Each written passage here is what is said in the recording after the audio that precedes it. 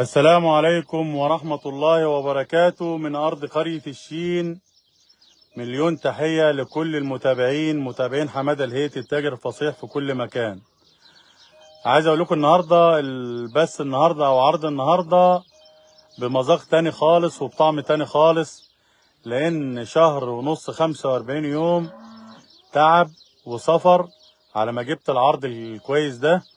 طبعا ما عرضتش عرض خليط عالي من زمان، بقالي تقريبا شهر ونص برتب لكم العرض من اجود واحسن السلالات، الخليط العالي، الفريزيان والبراون وخليط الهولشتاين. احب بس اقول لكم في البدايه كده، اللي مش هيستفاد من العرض ده اكنه ولا انا بقرا قبل كده ولا هيئني بقرا قبل كده من عند حماده الهيتي نفسه كمان، يعني لان انا كمان منبهر جدا بالسلالات بتاعت النهارده وباسعار النهارده وعايز اقول لكم خليط عالي جدا جدا. طبعا انا قصدت ان انا اصور لكم البث دلوقتي عشان احنا كنا بنصور بث الظهر، فتقريبا الاستاذ ابراهيم على قناه حياه آل الريف يعني طلع البث مشوش شويه بسبب ضعف الانترنت، يعني كان الوقت ده الانترنت ضعيف. السبب الثاني اللي انا بعرض لكم البث تاني دلوقتي، انا دلوقتي تقريبا درجه الحراره النهارده 38 درجه والعصر لسه ما اذنش، فقصدت ان انا اصور لكم البيان في الشمس وفي الحر على اساس تعرفوا ان المناعه عاليه جدا. اللي هياخد في الصعيد، في سوهاج، في اسوان، في الاقصر، في وجه بحري، في الصومال، في السودان، ما يهمناش في عرض النهارده، لان كانت في ناس كتير بتقول يا استاذ حماده عايزين بقر يتلائم مع جو الصعيد ويحلب احسن من بقر الصعيد بكتير. طبعا عشان تيجي من الصعيد مسافه 1000 كيلو او 500 كيلو او 600 كيلو او 700 كيلو عشان تشتري بقره من الغربيه او من البحيره، لازم تكون بقره احسن من اللي عندك بمعيار 4-5 مرات، يعني تفرق عن اللي عندك في اللبن 3-4-5 مرات في اللبن عشان تستاهل المشوار اللي انت هتيجي منه من بعيد. عايز اقول لك برضو ما تكسلش اللي انت تيجي من مسافه 700 كيلو او 800 كيلو من اسوان او من الاقصر، لان انت هتتعب مره واحده في السنه، هترتاح العمر كله. لان النهارده هديك بهايم سلالات عاليه جدا جدا من البراون، او خلينا نقول من خليط البراون العالي مش البيور، ومن الفريزيان اللي هو درجة من درجات الهولشتاين، بس بيتلائم مع كل درجات الحرارة، مع كل البيئات اللي موجودة في جمهورية مصر العربية، سواء وجه إبلي الصعيد أو وجه بحري حتى مطروح أو سينا أو العريش أو أي مكان. إن شاء الله عندنا النهاردة عرض مميز جدا. بس في البداية كده هقول لكم إن شاء الله أسامي الفايزين، لأن احنا وعدناكم في العرض اللي هو بتاع المنافسة ما بين الصعايدة ووجه بحري. كان خالد عندنا من الصعيد من بني سويف، وكان عندنا خالد من كفر الشيخ يعني وجه بحري. كنا قلنا هنعلن عن اسم فايز واحد فقط لا غير من الفايزين، فهنخلوهم 2 فايزين دلوقتي وهنعلن عنهم في بداية البث. طيب اللي هيشير برضو البث ده ان شاء الله في البث اللي جاي هيفوز برضو بجايزة، بجايزتين، كل جايزة قيمتها 500 جنيه مقدمة من حمادة الهيتي ان شاء الله، لان شهر رمضان شهر كريم وشهر خير، فهنكتر فيه الجواز باذن الله. طبعا انا مش يعني مش ماليش فضل عليكم عشان بديكوا جوائز ولا حاجه، انتوا اصحاب الفضل عليا، وده من خيركم طبعا، والخير اللي انا فيه من خيركم، فنشارك الخير كلنا مع بعض. كل متابعين التاجر الفصيح حماده الهيتي على الفيسبوك، وكل المشتركين الجداد، وكل اللي بيشاروا الفيديو او البث ده، وكل اللي بيعلقهم، وكل اللي بيدوا لايكات، هم اصحاب الفضل على حماده الهيتي شخصيا. هنقول اسم الفايز الاولاني. الفايز الاول بسم الله الرحمن الرحيم. انا اقسم بالله قدام الكاميرا ان انا لا فيه اي تعاطف مع اي حد ولا اي مثلا مصلحه مع اي حد اللي انا اكسبه، الاختيار عشوائي عشان ما حدش يزعل مننا. وان شاء الله اعمل مشاركه وشير تاني، وهيبقى عندنا ان شاء الله يوم الثلاث برضو من سوق عزبة جوده ان شاء الله هيبقى برضو فيه اسامي فايزين. اشترك في البث دهوت، شير الفيديو، علق تعليق كويس، اعمل لايك، ان شاء الله هتكسب معانا باذن الله في البث اللي جاي ان شاء الله. يعني كل اللي ما ساعدهوش الحظ اللي هو يفوز في البث ده هيفوز في البث اللي جاي ان شاء الله. اسم المتسابق الاول الفايز معانا بالجائزه محمد نبيل الشركسي. محمد نبيل الشركسي، انا بصراحه ما اعرفش منين. اسم الفايز الاول استاذ محمد نبيل الشركسي.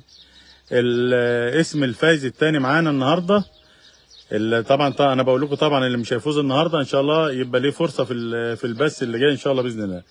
الحاج حسان عبد ربه، الحاج حسان عبد ربه. يبقى كل واحد فاز بجائزه 500 جنيه معانا النهارده ان شاء الله باذن الله. طولت عليكم، وتعالوا بينا نشوف العرض عشان يبقى عرض انبهار.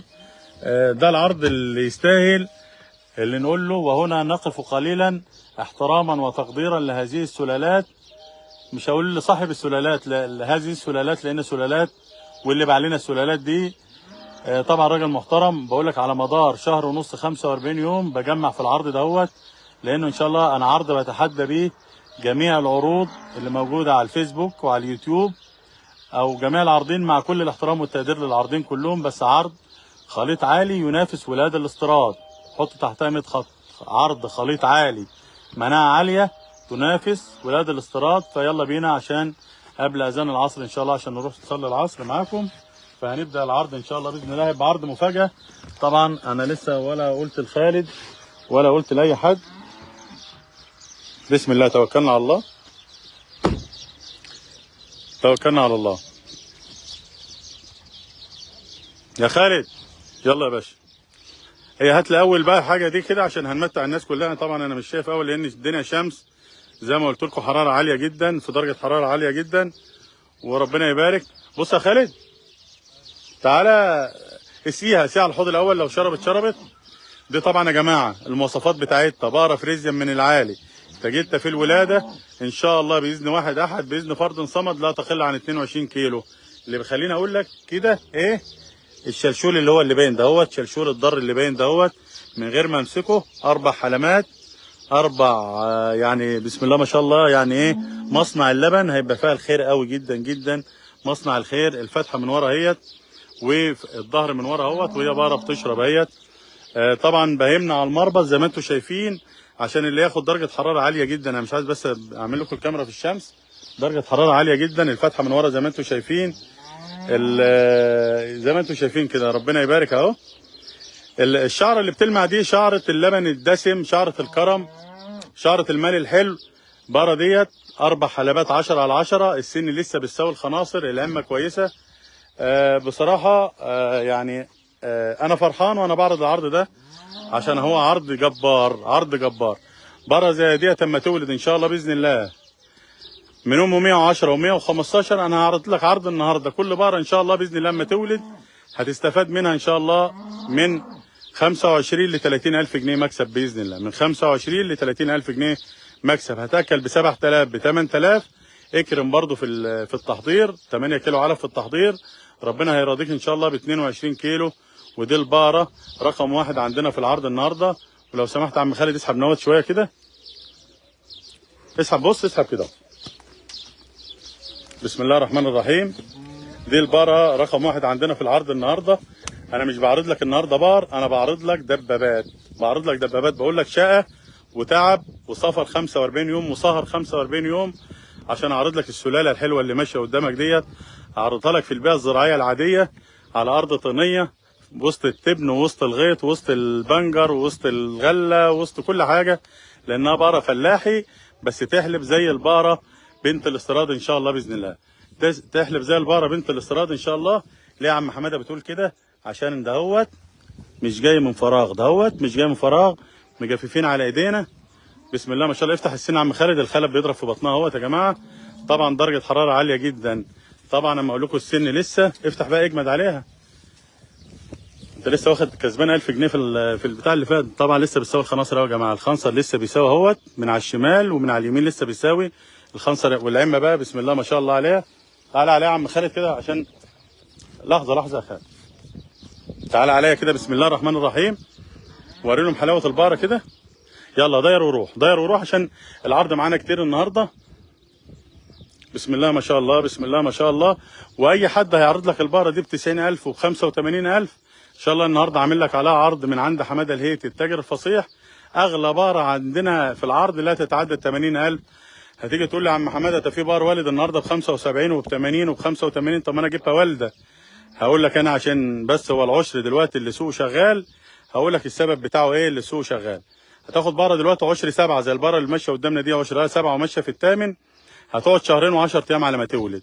هترضع ججلها كمان شهرين او شهرين ونص كمان.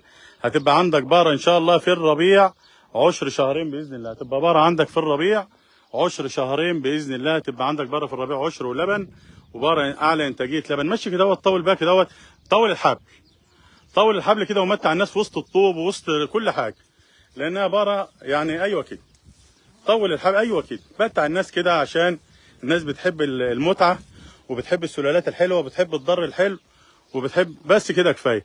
بقره دي يا جماعه مطروحه للجمهور زي ما قلنا، بقره دي مطروحه للجمهور زي ما قلنا ب 79,000 جنيه. والعرض برضه هتشوفوه كامل على قناه حياه اهل الريف ان شاء الله النهارده الساعه 6 المغرب باذن الله، ساعه الفطور. 79,000 جنيه. بقره بطعم بنت الاستيراد، هتحلب زي بنت الاستيراد. بقره الخشانه والحلاوه والظهر والعمه والنظام والاكل، بتاكل عفش. انت ما عليك اللي انت تاكل وتكرم، وربنا يرضيك ان شاء الله باذن الله ب 22 كيلو لبن. طيب العرض الثاني مقدم من حماده الهيتي التاجر الفصيح. اما اجيب لك بقره زي دهيت بالمواصفات العالميه، بالبراون اللي هو يعني بص يا خالد، خليك ضد الشمس. البراون العالي ده اهو، اللي ان شاء الله برده مش هيقل عن 22 كيلو لبن. انا قلت لك قبل ما اصور لك البهايم، انا عندي عرض النهارده تعبت فيه شهر ونص، فكل اللي انا عايزه منك تديني لايك حلو كده، لان انا جايب لك سلالات النهارده تعمر بيوت مصر كلها ان شاء الله باذن الله. تعمر بيت كل مغترب متغرب عن اهله، مسافر في السعوديه او في دول الخليج او في الدول الاجنبيه او في ليبيا او في الاردن او في دول افريقيه او في اسيويه. انا جايب لك عرض النهارده يشرفني الاول مع متابعين حماده الهيتي التاجر الفصيح. اما اعرض لك براوم من السلاله دهيت، هستاذن كده اهوت اما اجيب لك الشلشول، دهوت.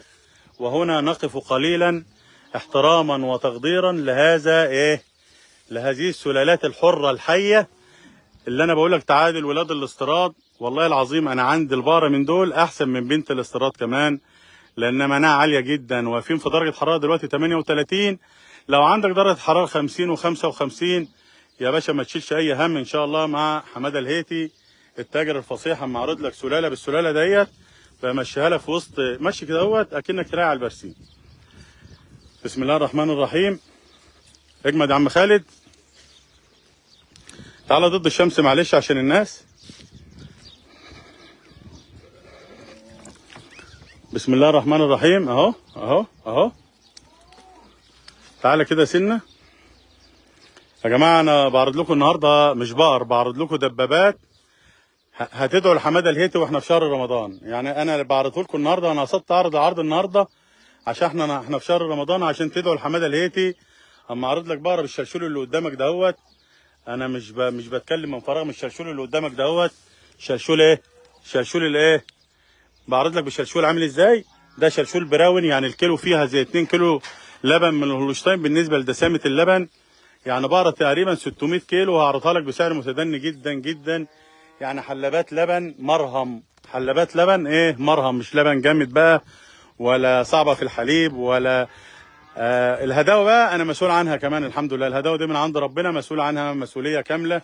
السن لسه قافله على الاول. خالد تقريبا ممكن ما يقدرش على البقره دي يفتح سنها، فبس هو ال 1000 جنيه المفروض يكون مجمد قلبه شويه يا عم خالد. ايوه كده، ايوه كده، عشان الناس الناس في الفيديو بتقول لك انت ضحكت على الراجل بتاع وجه ابلي وكنت بتاخد بطين فعلا.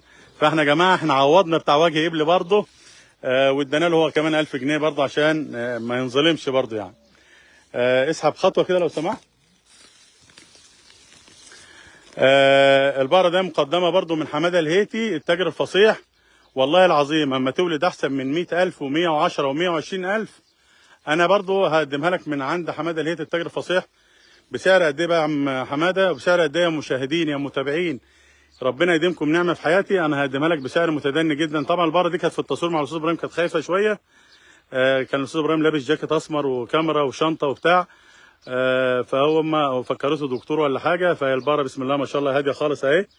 وبقره احنا مسؤول عن هداوتها في اي وقت، هداوه لبن وهداوه اكل وهداوه حليب وجسم وعمه ونظام وعشر وكل حاجه. والبقره ديت براون، خليط براون من العالي بنسبه 90%، تعيش في اي جو من جو الصعيد. وان شاء الله باذن الله مقدمه برضه ب 79,000 جنيه. بس عشان ايه بقى؟ عشان الشلشول اللي هو المتر اللي نازل دوت اللي هيجي من الحيه للسره. وربنا يبارك اهيت البقره بسم الله ما شاء الله ماسك شلشولها، بهز في شلشولها يمين وشمال اهيت. واعملوا بس لايك للبث وشيروا البث دوت عشان انا بعرض لكم النهارده دبابات وليس بقر فقط لا غير. اديله البقره وهات اللي بعدها. دي لا فتحنا سنها بقره دي لسه يا جماعه قافله على الاول. طب اللي مش قادر ياخد بقره ب 79,000 او ب 78,000 هي تكسب 30,000 اما تولد، او 35,000 كمان اما تولد، اما تكون بقره بالنظام ده اهو. لان في ناس بتحب البهايم الحلوه، في ناس بتتذوق البهايم الكويسه. ما بتقول لك يا عم محمد انا عايز هاني بقره، هاني بقره احسن من بقرتين عندي ولا 3 عندي، بس عايز بقره كل لما ادخل عليها الزريبه او المزرعه يعني افرح. فانا جايب لكم البهايم اللي تفرح النهارده في مزرعه حماده الهيتي التاجر الفصيح. والبقره دهيت فتحنا سنها لسه قافله على الاول، شلشولها حل. مشي خطوه كمان يا خالد لو سمحت قدام الناس، طول لها ومشي خطوه، طول لها بسم الله الرحمن الرحيم اهو. بص يا جماعه المال عامل ازاي، المال عامل ازاي من عند حماده الهيتي التاجر الفصيح.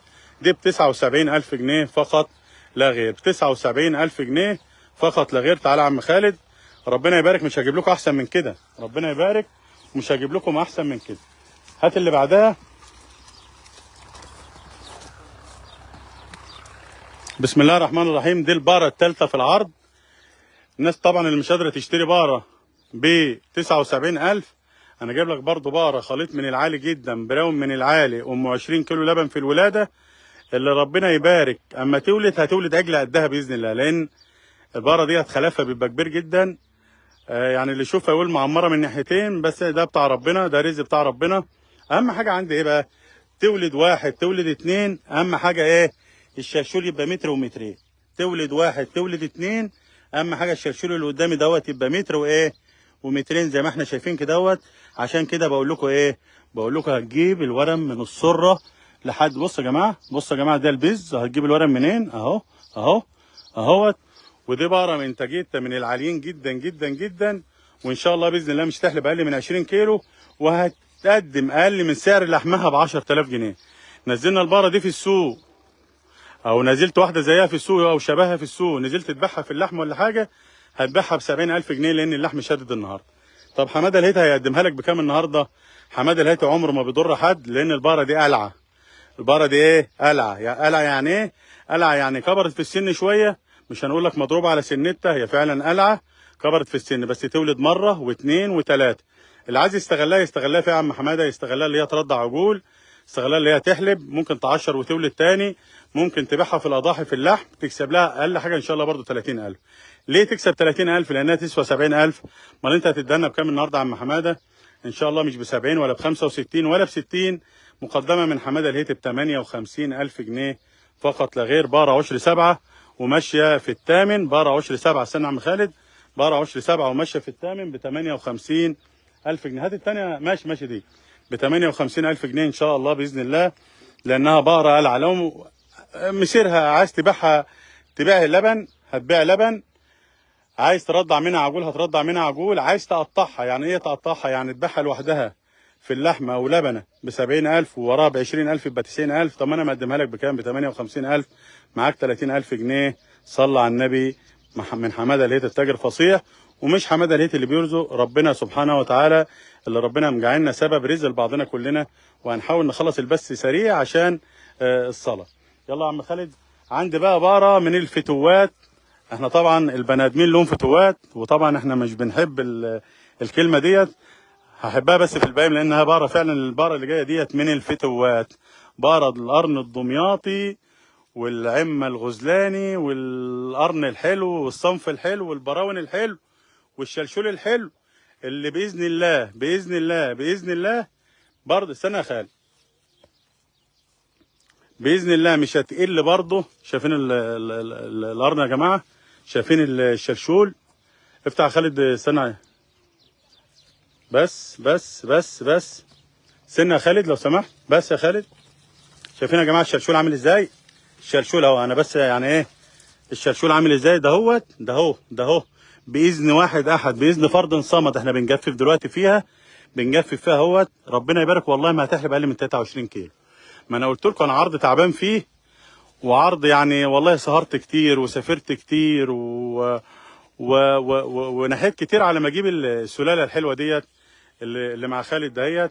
ان شاء الله العرض دهوت برضو انا تولد اللي عايز يبقى حالي ب 115. انا هكتب معاك عقد من دلوقتي عليه ب 115,000. ليه بقى؟ لان قرنها حلو وسنها حلو وجسمها حلو وصنفها حلو وبزها حلو وخيرها هيبقى حلو ومناعتها حلوه، وتسافر الصعيد وتسافر اسيوط وتسافر سوهاج وتسافر اسوان. وحي على الفلاح قبل الاذان ما يأذن. ان شاء الله باذن الله. برضه احنا عندنا قلنا العرض النهارده مش هيزيد عن 80,000 جنيه. فالبقره ديت برضه هتبقى مقدمه من حماده الهيتي بعد ما افتح لكم سنها. اجمد يا عم خالد لو سمحت. شيل البرسيم دوت عشان الناس ما تفكرش اللي هو فلج ولا حاجه. اهو يا جماعه بسم الله الرحمن الرحيم. بس يا خالد خلاص احنا نضفنا البرسيم اهو. ربنا يبارك كده. والبقره ديت هتبقى مقدمه من حماده الهيتي التاجر فصيح. اسحب يا خالد. مش ب 90,000 برضه ب 79,000 جنيه. واللي هيولدها هاخدها منه ان شاء الله باذن الله بكام؟ ب 115,000. كل اللي عليك تاكل في الشهر الاخير 8 كيلو علف حلاب عشان تغذي مصنع العلف اللي احنا شايفينه ده اهو. عشان تغذي مصنع العلف اللي احنا شايفينه ده هو اللي ربنا يبارك اهو. اللي ربنا يبارك عامل ازاي اهو. بسم الله ما شاء الله. بسم الله ما شاء الله في البقره وحلاوه البقره. وروح يا عم خالد، روح يا عم خالد وقول خلي الناس بس تدعي لي. النهارده البث مميز جدا جدا جدا في سلالات حماده الهيتي التاجر الفصيح. ربنا يبارك للناس كلها. طب برضه عودناكم نجيب لكم بقره وبقره. يعني ايه بقره وبقره؟ يعني بقره ب 79 واللي قدامنا ب 59. اللي قدامنا دي ب 59. ايه يا عم حماده انت بتقول ايه؟ ايه الفرق ديت ما بين ديت مع ان الاتنين قريبين في الحجم والاتنين قريبين في الصنف، الاتنين قليط براون من العالي. ايه اللي خلى التانية ب 79 وخلى ديت ب 59؟ انت بتتكلم كلام بتضحك علينا؟ لا والله مش بضحك عليكم. انا فعلا البقره دي تساوي 70,000 او 75,000 لو هي عشر، تساوي 75,000 لو هي عشر، تساوي 70,000 لو هي لحم. طيب ايه اللي خلاك تقول يا عم حماده مع ان الشلشول بتاعها بسم الله ما شاء الله يعني بقره يعني متنبأ لها كده اللي هي تحلب برضو 20 كيلو. بقره متنبأ لها اللي هي تحلب 20 كيلو. وبقره الصنف بتاعها حلو والعمه بتاعتها حلوه والبز بتاعها اسمر والشلشول بتاعها كبير. وبقره تيجي برضو 500 كيلو او 520 كيلو. وبقره جعانه بتاكل خس وبتاكل برسيم وبتاكل شجر وتعيش في الصعيد وتعيش في كل حاجه. بس يا جماعه احنا قلنا ما بيننا ربنا عامل حاجز ما بيننا وبين الحرام. ايه الحرام في كده يا استاذ حماده؟ الحرام اما تاجر يجيب لك بقره زي ديت ويبيعها لك على اساس ان هي الاربع بزاز حلوين ويقول لك خد البقره دي ولدتها وهتاكل فيها خير والكلام ده. البقره دي يا جماعه للامانه، وانا قلت مع الاستاذ ابراهيم اتحدى اي تاجر يعرف اي بقره عشر كبير يعني اللي فيها حلمه فيها خرم الحليب وخرم تاني زياده. وطبعا ده من عند ربنا، بس لازم نقول على عيب عيب لان ده برضو بيبقى عيب في البياعه. بس هي اما تتباع ان شاء الله برضو هتتباع، هترضع عجول، هتبيعها لوحدها ماشي، هتسقي منها عجول، هتخليها عندك